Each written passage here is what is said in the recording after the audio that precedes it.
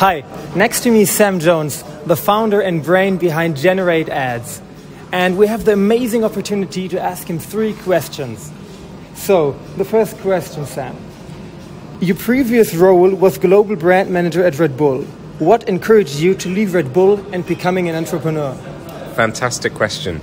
So, in my last job, I loved what I did. I thought it was the best job in the world. So it was an incredibly hard decision to take that risk and to do things differently.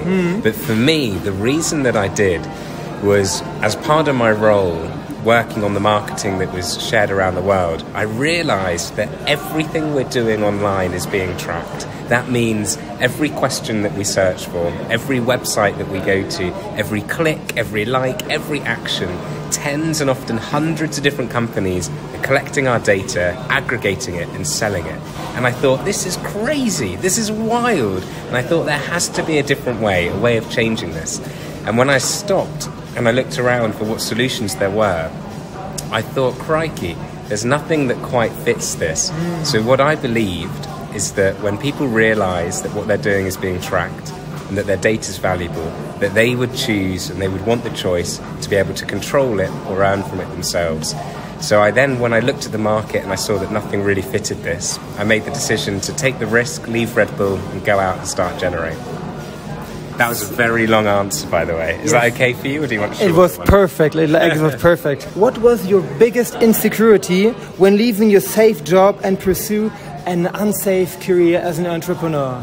So I think something that a lot of people feel, and I certainly did, was a sense of imposter syndrome. So when you first start and you're trying to raise money and you get money from investors and you hire people and you get moving, there's almost a moment where you think, whoa, how am I doing this? Who am I to do this? I've got now a board that I report into. You have to manage board meetings. You have to set a strategy and a direction.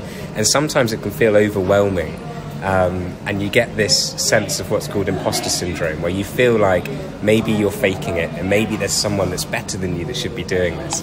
So for me, I think that was the first, or like a real foundational insecurity that you have to get over, and you have to realize and recognize that actually everyone feels this to a certain extent.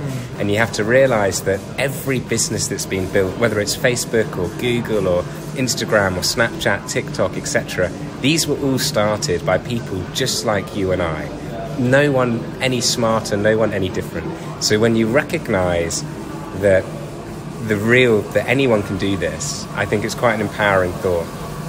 Absolutely. So, last but not least, from your perspective, which field of technology is currently most attractive for founders in the future? So, it's a really good question. I think the best way to answer that, though, is by looking at what people are passionate about and what people care about. And really, you shouldn't be looking at what trends are most exciting globally and on a macro level, but instead you should be looking within and saying, what do I care about? What excites me? What interests me? What am I passionate about? And follow that.